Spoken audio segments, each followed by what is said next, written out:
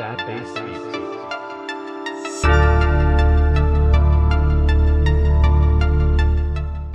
Franck Hanez est fondateur de Sopress, qui est un petit groupe média qui fait à la fois des magazines et de la production de films.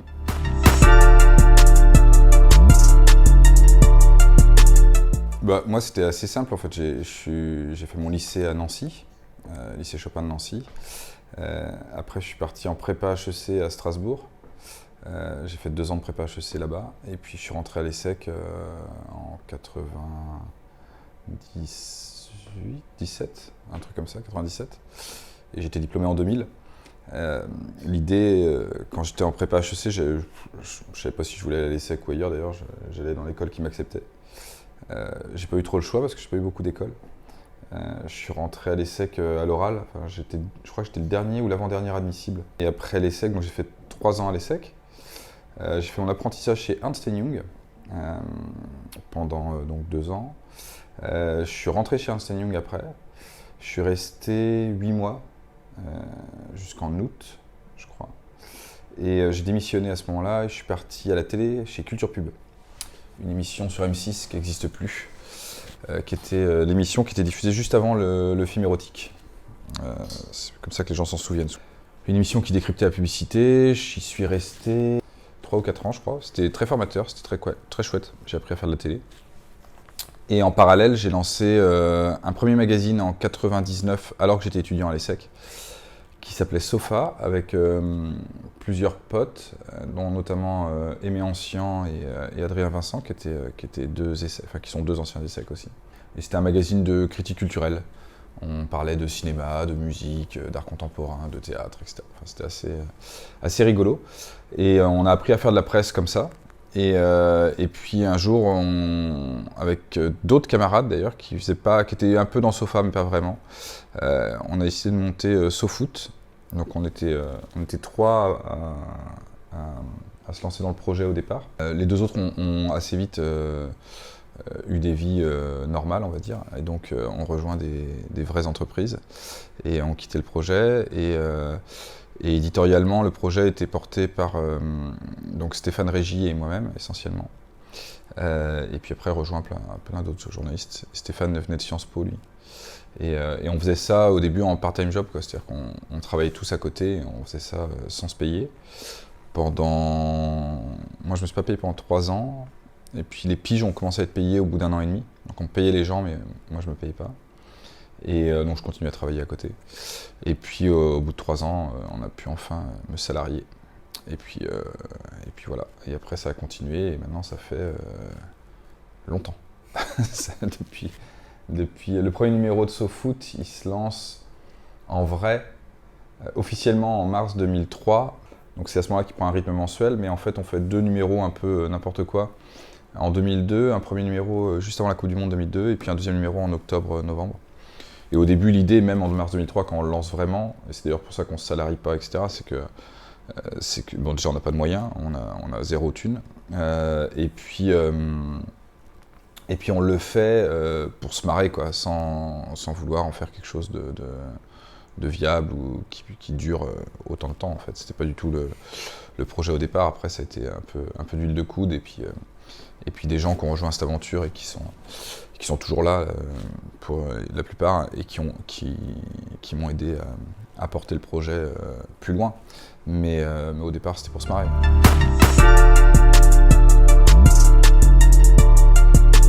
J'ai commencé pendant mon alternance chez Ernst & Young et après j'ai poursuivi pendant que j'étais chez Culture Pub.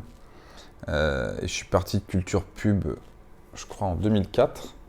Et là, je continuais du coup Sofa, qui était le premier magazine qu'on avait lancé quand j'étais étudiant, et SoFoot, que je faisais. Donc je faisais les 2 en part-time job.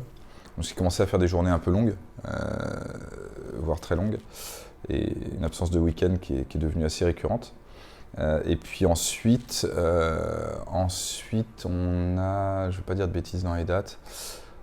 Moi, après j'ai bossé un peu pour Canal et pour Arte, et je me payais toujours pas sur SoFoot, et j'ai commencé à me payer sur SoFoot en 2006. Ça grossissait, et puis on a commencé à produire aussi des pubs à ce moment-là. Donc là, on commençait à avoir un peu plus d'argent, donc du coup, je pouvais me salarier, donc ça servait à rien de continuer à bosser à côté. Le reste, je le faisais de manière un peu alimentaire, quoi. C'est-à-dire que j'avais pas une passion pour l'audit et j'avais pas envie de faire de la télé toute ma vie non plus, donc je le faisais parce que fallait bien manger.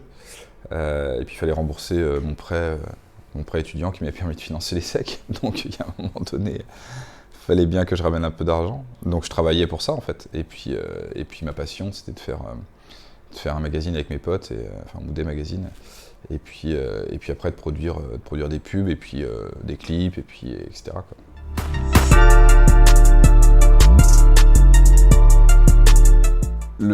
Quand on lance SoFoot, Internet est déjà présent depuis un petit moment, hein, on sait déjà ce que c'est. Ça devient effectivement quelque chose qui révolutionne le monde des médias, c'est-à-dire que la plupart des organes de presse se disent il faut développer des sites et il faut transformer ce qu'on fait en papier de manière à ce que ça ressemble à ce qui se fait en digital. Ce qui est une belle connerie en soi. Et donc nous, on prend un peu le parti inverse. C'est de se dire on va se développer sur du temps long et essayer de lutter, enfin pas de lutter, mais en tout cas d'offrir une alternative au temps court promis par le digital. Et pourquoi on se lance en papier et pas en digital? D'une part parce que je pense qu'il y a un espèce de truc un peu de noblesse du papier. Nous on a été élevés dans une espèce de culte des magazines, des journaux, etc. Donc il y avait un truc comme ça naturel chez nous, qui était de vouloir faire ce genre de magazine qu'on avait lu quand on était gamin. Et donc, on avait ce truc-là. Et puis, il y avait un truc d'économie aussi. On a démarré avec 450 €. On était 3, on a mis 150 € chacun au départ. Donc, en gros, rien, quoi. Et le digital coûte très cher, en fait. C'est très dur d'émerger en digital. Et même à cette époque-là, c'était déjà très dur. C'est encore plus dur aujourd'hui. Mais c'était déjà très dur à l'époque. Donc, ça demandait des moyens qu'on n'avait pas, alors que le papier, ça demandait finalement pas beaucoup de moyens, parce que à l'époque le papier coûtait pas aussi cher qu'aujourd'hui. Et par ailleurs, on avait trouvé un deal avec un imprimeur qui nous avançait les 3 premiers numéros. Et puis on avait déjà fait Sofa, donc on faisait déjà un magazine, donc on savait déjà ce que c'était que la presse. Et la presse, il y a une économie un peu de vendeurs de bonbons, quoi, de petits boutiquiers, c'est-à-dire que tu as des entrées très simples, tu vends des magazines, donc tu récupères un peu d'argent, tu fais un peu d'abonnement et tu vends un peu de pub. Et puis tu arrives un peu à payer ta fabrication, surtout quand au départ personne n'est payé ou très peu, quoi. Donc c'est assez...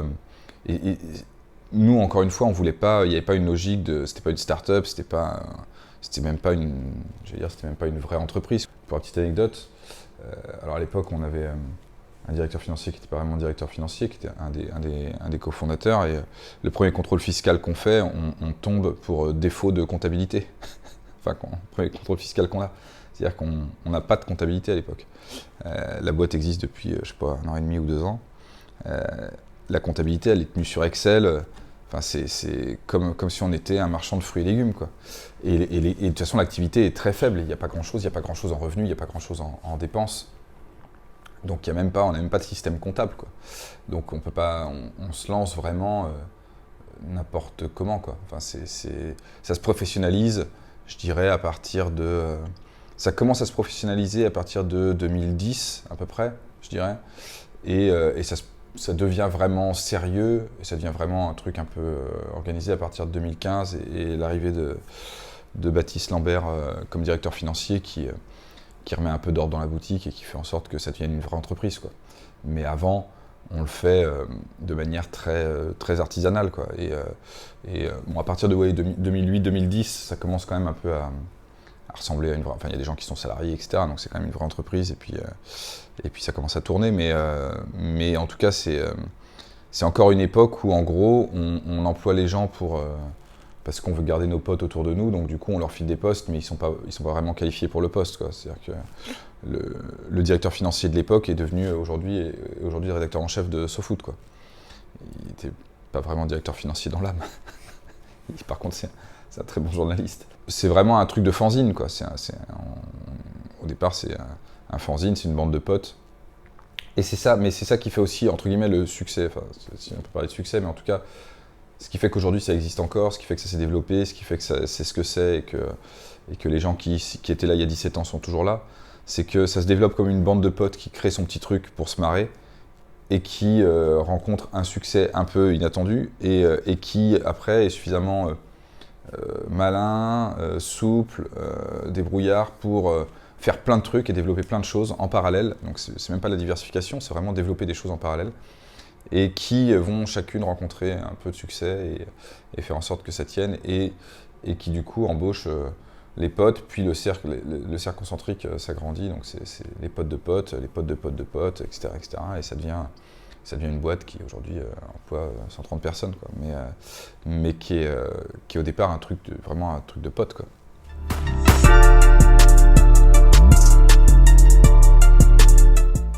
Bon, l'argent peut un peu pourrir le truc, mais en l'occurrence, moi au quotidien, je travaille avec mes meilleurs potes et ça pose jamais de soucis, en fait. Ça n'a jamais posé de problème, et au contraire, c'est super parce que tu as confiance en eux. Voilà, moi, pas tous mes potes bossent ici parce que j'ai des potes en dehors quand même, et j'ai même des excellents potes en dehors. Les potes de lycée, malheureusement, ne travaillent pas ici. J'aimerais bien qu'ils travaillent ici, ce serait génial. Si je pouvais les rapatrier, ce serait extraordinaire. Ce serait vraiment une dream team de ouf. Mais sinon, voilà, tous mes potes de ces 20 dernières années travaillent ici, quoi.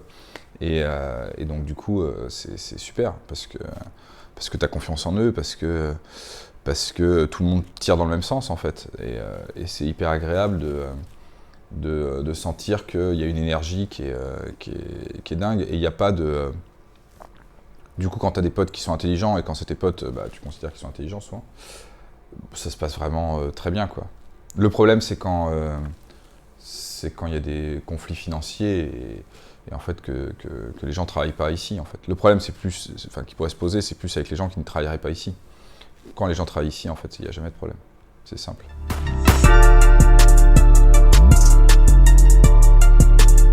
Ouais, en 2015, en fait, ce qui se passe, c'est assez simple, hein. On a un contrôle fiscal à l'époque. On se rend compte que compta n'est pas ultra bien tenu. Et donc du coup, il faut un peu se staffer, quoi. Et à l'époque, on embauchait que des journalistes, en fait. Et il n'y avait personne dans le corps administratif. Et donc du coup, là, on se dit, il faut quand même qu'il y ait des gens qui aident pour l'administratif, parce qu'on peut pas... La boîte est devenue trop grosse pour faire ça juste en amateur, quoi. Et donc du coup, là, je rapatrie Baptiste, que je connais par ailleurs, parce que j'ai travaillé avec lui à Canal, qui n'était pas d'ailleurs directeur financier nature, mais qui est quelqu'un... de très carré, sérieux, honnête, intelligent, enfin, voilà, qui a toutes les qualités requises et avec qui je me dis que je peux piloter la boîte de manière sereine. Donc du coup, je lui propose le poste, et puis j'embauche un DG, un directeur de développement, etc. Enfin, on embauche plein de gens, et c'est le moment où on lance Society, en fait.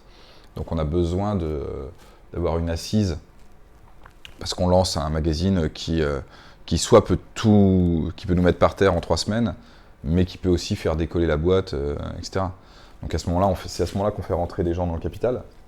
Donc là, il y a des investisseurs à ce moment-là qui arrivent, qui sont un peu que de la love money, mais que des gens qui sont très précieux pour la boîte, parce que ces gens qui ont mis 600 000 € à l'époque, sans eux, en fait, on n'en serait pas là. Donc leur apport a été crucial. Ils nous ont vraiment permis de passer un cap. Et puis c'est des gens qui par ailleurs sont assez présents aujourd'hui en termes de conseils et puis d'aides diverses et variées, quoi. Enfin, c'est des vrais partenaires, quoi, pour le coup. Et donc voilà, à ce moment-là, on quitte un peu le côté genre les petits gars qui ont mis 150 balles et puis qui regardent le truc se passer. Tout à coup, là, il y a des gens qui mettent un peu d'argent, vraiment. Et puis, voilà, on essaie d'accélérer un tout petit peu le développement. Et je crois que là, à ce moment-là, le chiffre d'affaires, il doit passer de 5 millions à 15 millions en 1 an ou 2 ans, quoi. Et puis ça devient vraiment le Sopress que c'est aujourd'hui, quoi.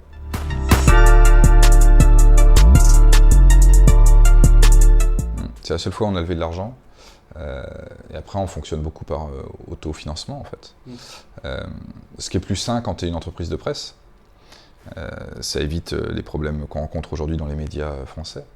Donc nous, on tient à cette indépendance-là, et puis on tient aussi à notre façon de travailler, et au fait que voilà, ça fait 18 ans aujourd'hui, même un peu plus de 19 ans qu'on fait cette boîte, et que ça se passe hyper bien avec des gens qui sont là depuis le début, quoi. Donc Donc tu as envie de privilégier ça et de garder ça en fait. Et voilà, le seul regret que j'ai, c'est de ne pas avoir associé très tôt les gens qui font aujourd'hui Sopress, parce qu'on n'y a pas pensé en fait, bêtement, parce que et si je devais avoir un conseil, c'est associez-vous avec les gens qui vont faire les choses avec vous en fait. Ça c'est hyper important en fait. C'est hyper important de vraiment parce qu'aujourd'hui les parts de Sopress potentiellement valent trop cher pour que des salariés ici puissent avoir des parts vraiment conséquentes sans débourser d'argent en fait. C'est-à-dire que je peux pas leur offrir, je peux pas filer 20% à quelqu'un ici de Sopress quoi, même si je le voulais quoi. Et je le regrette un peu parce qu'il y en a qui mériteraient bien d'avoir ces 20% quoi. Et malheureusement c'est pas aussi simple. Donc ça c'est un peu le petit regret qu'on a. Même si nous c'est une boîte où il n'y a pas de dividendes etc. Donc en fait avoir des parts, bon c'est pas ça qui va non plus changer ta vie. Mais philosophiquement, voilà, c'est le petit regret qu'on peut avoir quoi.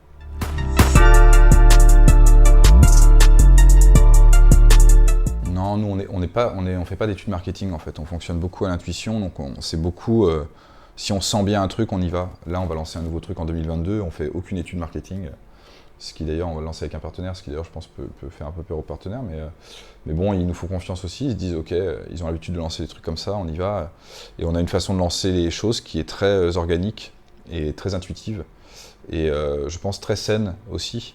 Alors après, c'est pas forcément gage de réussite à chaque fois, hein. Mais ça correspond à notre façon qu'on a de sentir l'air du temps et de se dire, voilà, ce truc-là, ah, tiens, on sent bien, on va y aller. Et puis voilà. Après, c'est jamais des investissements énormes non plus, donc la part de risque, elle est quand même assez limitée. Et puis, il y a une gestion un peu père de famille, donc on fait très gaffe. On dépense pas l'argent qu'on n'a pas, etc. Donc c'est un peu une gestion à la papa, hein. C'est pas du tout, on crame pas de cash, on n'a pas de cash à cramer de toute façon, donc comme ça c'est aussi simple. Donc on est vraiment sur une gestion ouais, très, je veux dire très à l'ancienne. En tout cas pas du tout dans le modèle des startups d'aujourd'hui où tu lèves 20 patates et tu les crames en 3 mois et après il n'y a plus rien quoi. Enfin ça c'est vraiment la face sombre. Heureusement toutes les startups font pas ça. Nous, on n'est pas du tout dans ce modèle-là, quoi. C'est-à-dire que quand on investit sur quelque chose, c'est qu'on a l'argent pour le faire, en fait. Et on n'investit jamais si on n'a pas, et la trésorerie et les fonds pour pouvoir le faire. Donc, on le fait vraiment de manière. En fait, moi, je ne veux surtout pas qu'il y ait des gens qui perdent leur emploi ici parce qu'on aurait fait des fautes de gestion ou des investissements approximatifs, quoi. Donc, voilà, c'est aussi la contrepartie quand tu bosses avec tes potes. C'est que tu n'as pas envie de les virer, quoi. Donc tu as envie que ça dure le plus longtemps possible et que ça survive aussi après toi derrière. Donc c'est d'ailleurs l'un des grands chantiers aujourd'hui de Sopress, c'est comment on s'organise pour que demain, si moi il m'arrive quelque chose, la boîte n'ait pas de souci avec ça, ce qui est aujourd'hui pas le cas parce que c'est malheureusement encore très dépendant de ce que je peux moi ramener comme business. Et donc du coup, il faut, c'est là où il y a du boulot en ce moment, quoi.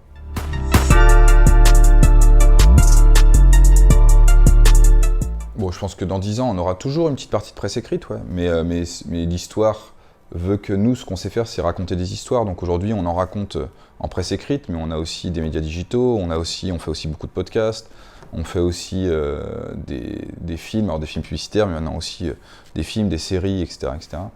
On fait des livres.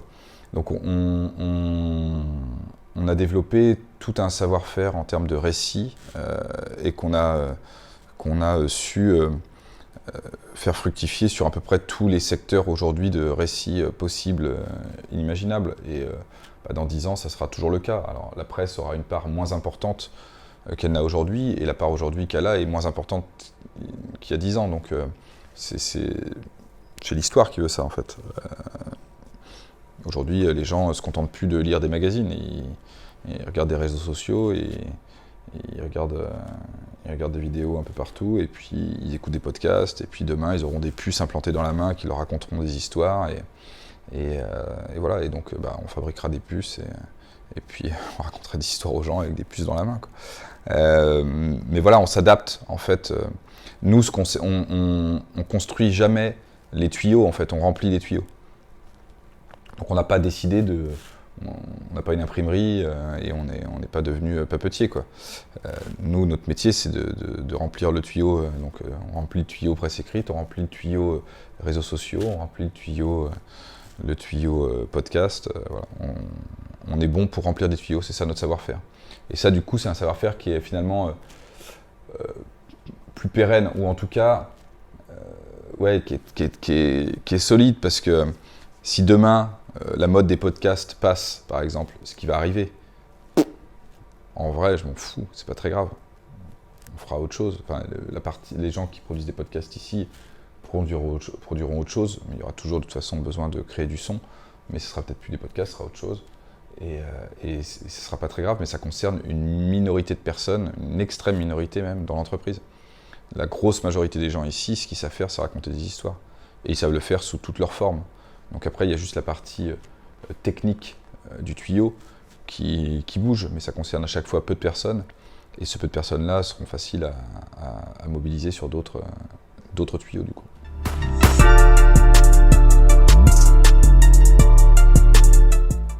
Enfin, je pense que mon père était déjà un peu comme ça. Même si lui, il n'a pas monté d'entreprise, mais finalement, il montait des entreprises dans son entreprise. Enfin, c'est-à-dire qu'il était il avait une grosse force de travail et il était très moteur. Il bossait dans une boîte qui s'appelle TDF. Et il prenait des projets et il les développait bien plus loin que ce qui était prévu, quoi. Et donc, il a toujours eu ce côté vraiment à la fois instinctif, très bosseur, et puis à jamais trop lâcher, quoi. Donc du coup j'avais un peu cet exemple-là, je pense que c'est un peu héréditaire aussi, je pense que j'avais un peu ça naturellement. Et puis j'ai toujours fait que ça, moi j'aime pas trop travailler pour d'autres gens en fait, enfin, en tout cas pas avoir de chef. Donc voilà, j'ai toujours un petit côté un peu chef de meute. Ça dépend des gens, quoi. C'est un caractère, moi c'était un peu mon caractère. Et j'ai jamais eu trop peur de perdre de l'argent, j'ai jamais eu trop peur de... Quand t'en as pas, en fait, d'argent, t'as un rapport à l'argent beaucoup plus sain, en fait. Et voilà, donc du coup, bon bah voilà, on n'a jamais fait ça pour l'argent, on n'a jamais fait ça en se disant « Ah là là, putain, on va se ruiner ».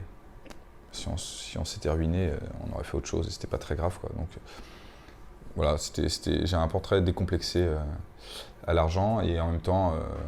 Je pense le côté un peu, aimer être avec ses potes et faire des trucs ensemble, c'est ça qui... Je sais pas si c'est vraiment être entrepreneur, mais en tout cas, c'est avoir envie de monter des projets et les mener à bien, mais pas avec n'importe qui et pas dans n'importe quelle condition, quoi. Je suis pas sûr que aujourd'hui, si demain j'arrêtais Sopress et je faisais autre chose,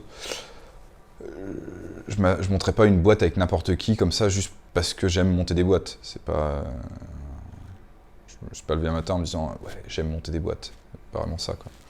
J'aime bien faire des trucs que j'aime avec mes potes et si tant est qu'ils aiment faire la même chose que moi.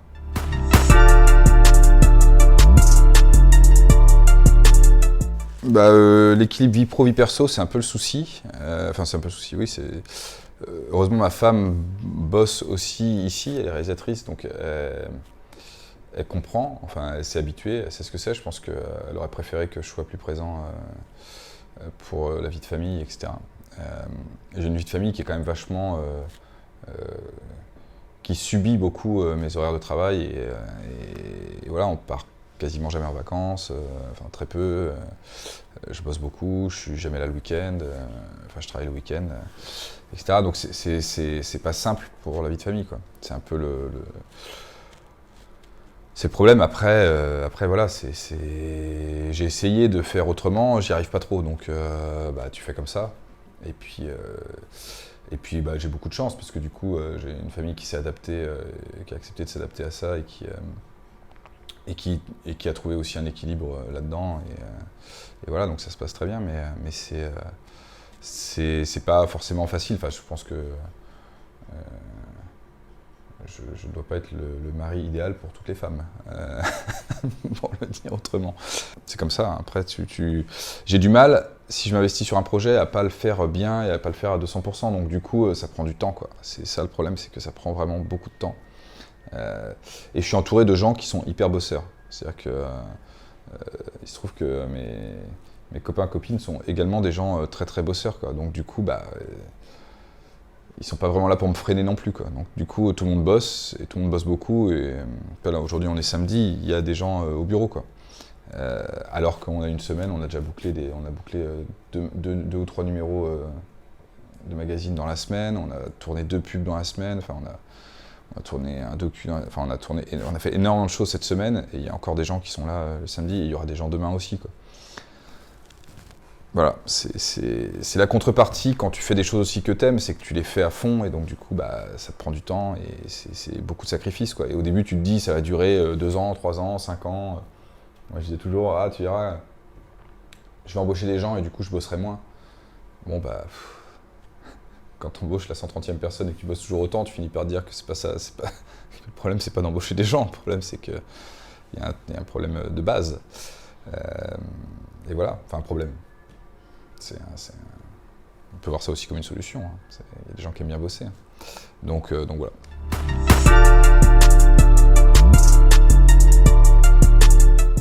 Quand j'étais étudiant en école, j'avais pas vraiment de conseils que j'aurais aimé entendre. Par contre, je trouvais qu'on me disait beaucoup que ce que je faisais marcherait pas. Et ça, je trouve ça pas, enfin, c'est pas très encourageant, quoi. Je préférais qu'on me dise, vas-y, lâche-toi. Et c'était beaucoup des mises en garde, en fait. Beaucoup des, oh là là, mais tu crois que, oh là là, mais... En fait, je me rendais compte que les gens étaient très stressés et très inquiets, en fait. Et j'aurais aimé que les gens soient un peu plus encourageants, quoi, un peu plus solidaires des projets. Et puis, et par ailleurs, tu te rends compte que faut jamais trop attendre de tierces personnes. Malheureusement, tu te rends compte que t'es souvent obligé de faire toi-même, en fait. Enfin, pas toi-même en tant que personne, mais toi-même en tant que groupe, quoi, de personnes. Donc à chaque fois qu'on s'est dit, tiens, on va s'associer avec un tel et ils vont nous aider, machin et tout, etc., on a souvent été déçus, en tout cas pas tout le temps, mais on a souvent été déçus, et donc souvent on s'est retrouvé à faire les choses nous, quoi. Donc voilà, après ça dépend des personnalités, ça dépend des caractères. Nous on a peut-être un caractère un peu meute de loup qui fait que on aime bien faire les choses entre nous, et voilà. Bon. Mais c'est aussi notre force, donc voilà, c'est comme ça qu'on fonctionne. Et après, donner des conseils aux gens, je ne suis pas grand monde pour donner des conseils à qui que ce soit, mais juste que les gens fassent ce qu'ils ont envie de faire, en fait, c'est tout. Et puis s'ils y trouvent leur bonheur et leur équilibre, et qu'ils puissent s'accomplir là-dedans, qu'ils foncent, quoi. Et qu'ils n'attendent pas, que ça revienne tout cuit dans le bec, en tout cas. Nous, la seule valeur qui a vraiment fonctionné ici énormément, c'est le travail, hein. C'est ça qui fait que... Et c'est ça aussi qui fait que les liens entre nous sont aussi forts. C'est parce que les gens travaillent, en fait. Si t'as des gens dans le lot qui foutent rien, les liens, ils sont quand même un peu plus distendus, quoi.